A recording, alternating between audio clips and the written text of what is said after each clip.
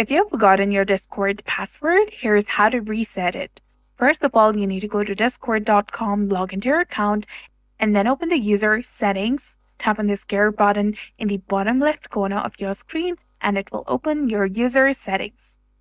Now from this page, you need to scroll down, and on the left side, you'll get the option of log out. Go ahead and tap on confirm. Once you're logged out of that specific account, on the login screen, enter your email or the phone number. Enter the email or the phone number that is associated with your account, and then tap on forgot your password. You can see that the Discord has sent instructions to change my password in my specific email that is associated with my Discord account. So go ahead and open that specific email. Open that email and then tap on reset password, which is highlighted in purple color. This will open a new web page where you can go ahead, set a new password for your account. Once done, tap on change password and you'll be done. Now you can go ahead and enter your email address and the specific password that you've just set and log into your account.